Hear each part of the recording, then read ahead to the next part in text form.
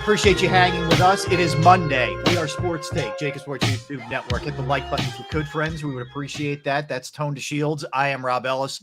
We're dissecting this 33-13 Eagles loss in which they did not score an offensive touchdown. So let's stay with the offense for a minute here, Tone. 25 points scored in the last two games, completely unacceptable. A little more than 12 points per game. 0 TDs for the first time offensively in 95 games. This goes back to pre-pandemic, the last time they didn't score an offensive touchdown. So we're going back a ways here. And there's any number of fingers to point. Let's start with this. Jalen, the ironic part is, Tone, they were putting together actually a really nice drive. Like when they were. And then he fumbles the ball. Yeah, then he fumbled the ball. Exactly right. But I really liked, I charted it. So let me just give you what they were doing here. They're going down the field. They were using Goddard. There was still a lot of good things happening, man. Passes over the middle, a bunch of good stuff, but it ends on basically their Eagles are 1st and 20 on their 31, and Wilson strips Jalen, and the Cowboys recover.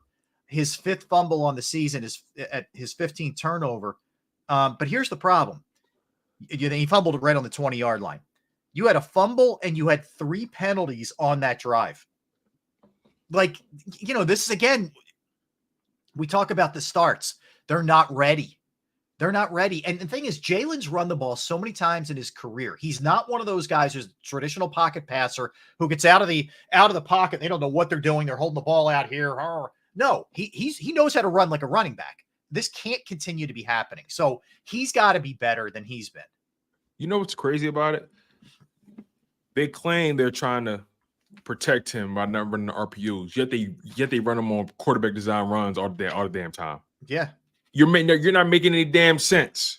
So Jalen Hurts, I don't know what's going on. I don't know if you ain't eating your breakfast. I don't know if you're too focused on the game day fits. I don't know. But the fact of the matter is, Jalen Hurts got to tighten up. And 15 turnovers through, 13 games played? 13 games, yep. 15 turnovers through 13 games played. You're averaging over 1 turnover per game. Let's be frank about this, okay? Jalen Hurts has not played great football in terms of turning the ball over. Yep. Right? And it's sad because outside of the turnovers, you look at the stat line, you say, okay, he's been productive. But the fact of the matter is you keep turning the ball over. You become a drive killer. You killed that first drive. Mm-hmm. Your team was moving the ball. Y'all were somehow, some way, y'all were weathering the storm of penalties because the refs were calling that game tight. And a lot of flags early. Yeah, and you weathered that storm somehow, and then you fumbled the ball. Yep. You fumbled the damn ball in the red zone. What world are we living in? You gotta be better. I mean, that fumble cost them the Jets game. He's turning the ball over just far too much, interceptions and fumbles, in particular. Yeah, and if you look at it, so Hurts 15 turnovers a season, 6 fumbles. He had 6 fumbles his first 3 seasons. So and we're not counting the fumbles that he can't lose because he fumbled more than that. I know. That's just the lost fumbles. Right. Correct. The ball just happened to bounce his way. Yeah. But he's fumbled way more than that this year. Way more. And it's not good enough. It's not acceptable enough. And go back to what Gunnar was saying. The players. This is coming from the players. This isn't just us.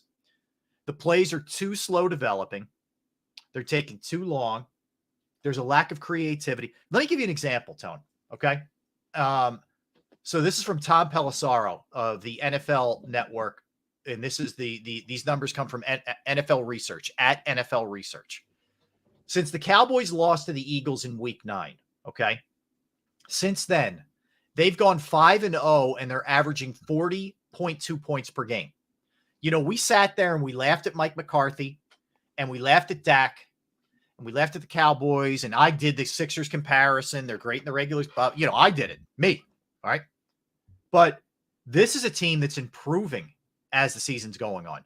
This is a team that is cleaned up whatever issues they had early and corrected them. The Eagles are going the other way. their issues are piling up, whereas the Cowboys are like streamlining this thing and, doing their thing.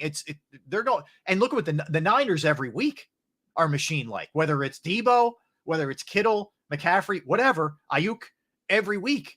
And it's like the Eagles, it's like, AJ, make a play. Devontae, make a play. It's not acceptable.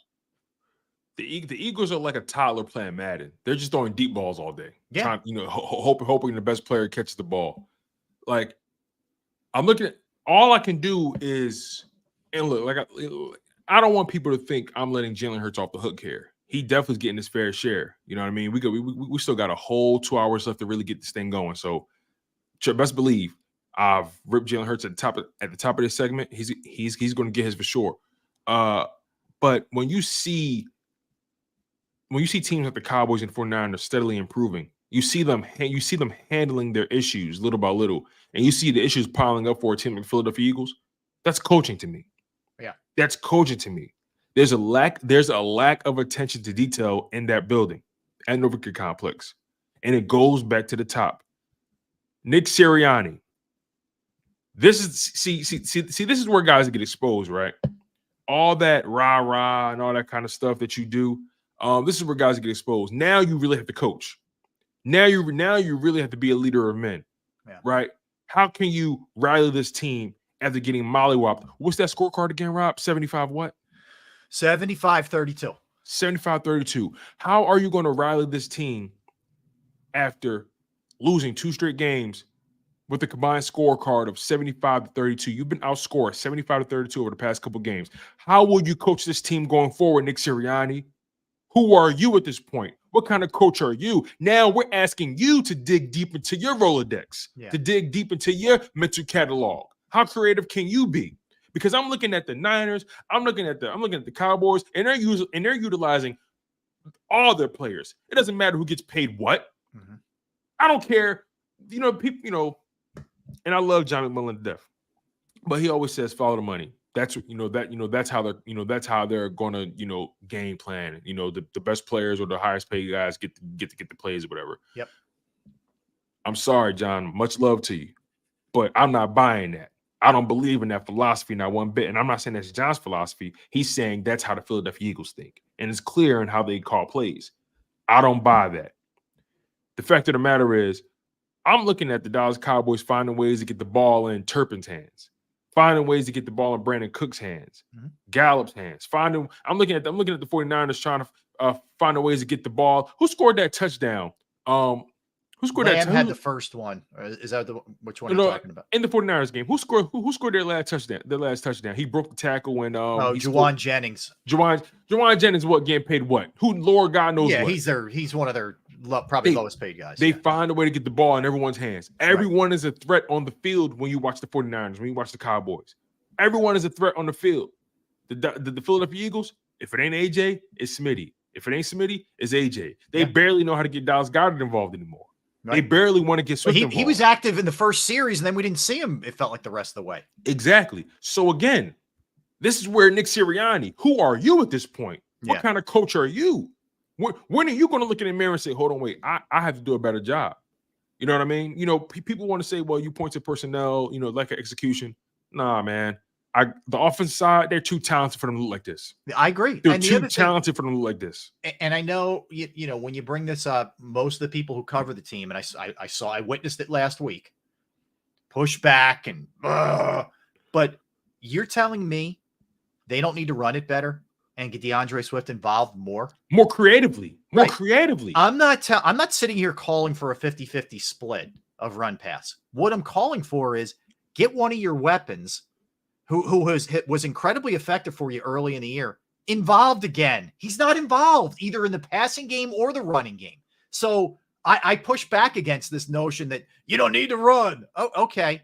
Well, figure out a way to get DeAndre Swift involved, because there isn't really anybody else. I know they like to give Gainwell the ball every once in a while, and Scott and Rashad Penny. I'm not sure why he's on the roster because he's inactive every game, but get DeAndre Swift involved a little bit more, and they just don't do it. I'm seeing the Cowboys run all these different kinds of motions, and I'm seeing them run jet sweeps. I'm seeing them run pitch plays and pitch plays out of the shotgun, and I'm just seeing them do creative ways to get the ball into their playmakers' hands, finding a way to put the ball in their playmakers' hands in space, right? And when it comes to the Philadelphia Eagles, it's like AJ Brown or bust, Devontae Smith or bust. Hey, when all else fails, hey, quarterback draw with Jalen Hurts. There is this coaching staff has been living off the lifeblood of the talent on this roster. And I spoke about this with Dan Silio, and I think he was one of the first ones to bring it up. Why would you bring in, or why would you hire or elevate rather, an inexperienced training wheels offensive coordinator for your $50 million quarterback? A quarterback that you're investing 10 years of money in. Yeah, years, $50 million a year. But you bring in a guy who lacks the experience on the NFL level calling plays to maximize Jalen Hurts' talent. Here's the answer I can give, Tone, and this is just my guess. They felt like because he was here, because he was a part of, the system that they had run under Steichen and Nick, that he would be a seamless transition, and you'd rather have somebody from in-house than out of house who has to reacclimate to an entire system. And I think that was my mindset too. Right. And I think they just felt like he was ready. The other part of this thing is real, and I know we're going to get to the defense, so I don't want to do too much on this, but just sort of on a related note. When Sean Desai got an opportunity in Chicago, and granted, Chicago stunk talent-wise. Yeah, they had no talent. They were terrible under him. They weren't good. And I don't know that it's a coincidence that they're bad again. The jury's out whether they made mistakes here with these assistants. And Brian Johnson made more sense, I think, because he was here. Because everybody, no matter who you are, eventually it's going to be your first time, either being a coordinator or being a coach, right? And he was a very hot commodity where what we're hearing, somebody else would have hired him up to be their offensive coordinator too. So I can't kill them for doing it, but I just am disappointed that it hasn't looked more creative. And I thought there would be a real kinship and chemistry with Jalen and he because of their relationship. And I don't know that he's not afraid to get on Jalen maybe the way that he needs to because they're too friendly. I wonder if that's a little bit of a thing. It's interesting, right? You just reminded me of something. McMullen said this as well. He said, as much as we kill Brian Johnson, this is Nick Sirianni's game plan. Yeah. Brian Johnson's just calling the plays. But the game plan, the play selection that's being called, handpicked by Nick Sirianni. So now I'm looking at Nick Sirianni. You developed this playbook. This is, this is your scheme on offense. Where's the creativity, Nick? Mm-hmm. Where is it? Where is where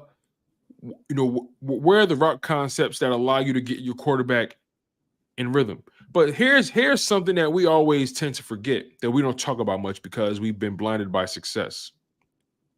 Nick Sirianni, remember, Doug Peterson was fired first. Yes. And then they hired Nick, and then Carson Wentz got traded. Right.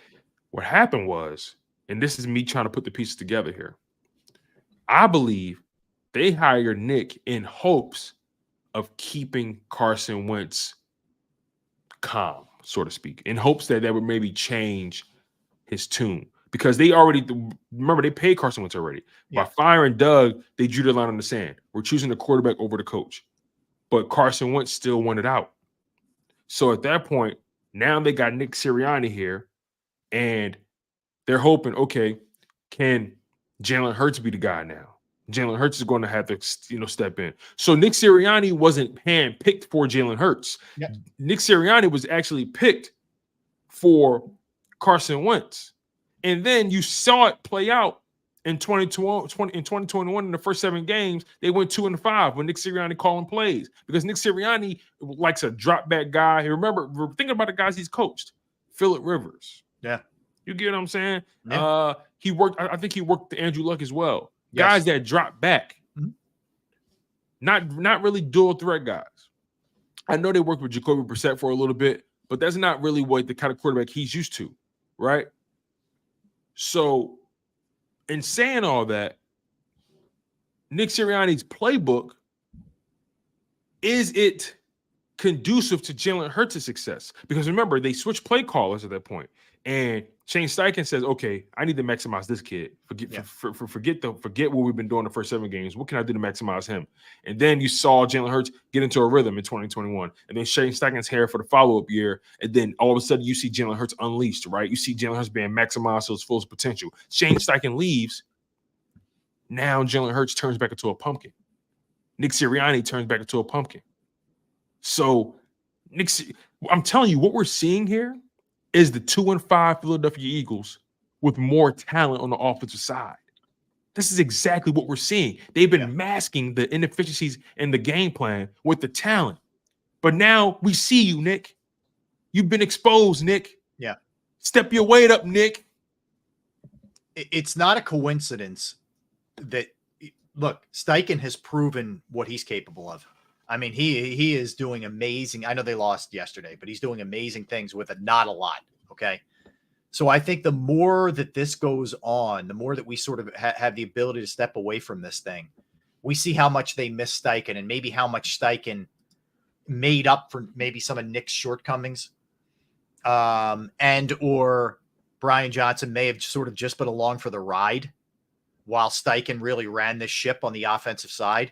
And now that he's gone, both are maybe being exposed to an extent from an offensive perspective, from a scheming perspective, from an in-game adjustment perspective. I mean, think about the talent that's here. You got a runner-up MVP at quarterback. You have A.J. Brown, who you could have argued early in the season was second behind Tyreek Hill in terms of receivers. You have Devontae Smith, who in his own right is an absolute one. You have Dallas Goedert. You have DeAndre Swift, who when utilized is really good. You have an offensive line that you could argue is the best in football. If it's not, it's in the top 3. And you have this kind of stuff happening. And I get it. I respect the 49ers and the Cowboys, how good they are. But for you to look as bad as you've looked offensively the last 2 weeks, I'm sorry, man. That's you. That's not them. That's a you thing. Exactly. And it's so sad, saying all these things because I'm such a diehard Eagles fan. And my dad texted me last night, and I want to read it to you guys. My dad texted me last night, and he was pissed. And I know exactly how my dad gets when we used to watch the games together back in Philly. Yeah. He texted me. The Eagles are starting to look really embarrassing. Flat out. Yeah. And then this is prior to and this is after the 49ers game. Where was our defense? And Hurts sucked this game. My dad calls it like it is. My dad sucked in the last game too. Right. So he sent me 2 texts. The first one I read was from the Cowboys game. The latter one I read was from the Niners game. Yep. So my dad is a passionate Eagles fan. He watches this team religiously. Anytime he looks for some insight, he reaches out to me if he wants to, get some kind of sort of information. He knows he knows I'm connected a little bit more now because I do what I do. But like he tries to just get some insight, whatever. Yeah. And my dad's looking at this team like, who the hell are they? Mm-hmm. What's going on? Yeah. It's too much talent. Mm-hmm. On the offensive side, and this segment is offensive specific. There's too much talent. Yes. Jalen Hurts, A.J. Brown, Devontae Smith, Dallas Goedert. You got that offensive line. You got DeAndre Swift. No one's saying DeAndre Swift is a top 5 running back, but you still have a viable running back in the NFL. And you can't find a way to make these guys look better than what they're looking now. Yeah. This coach that's holding them back. Think about, again, I don't want to harp on this, but Shane Steichen is doing it with just nothing. Okay. And he's got them at 7-6 and possibly, going to be a playoff berth.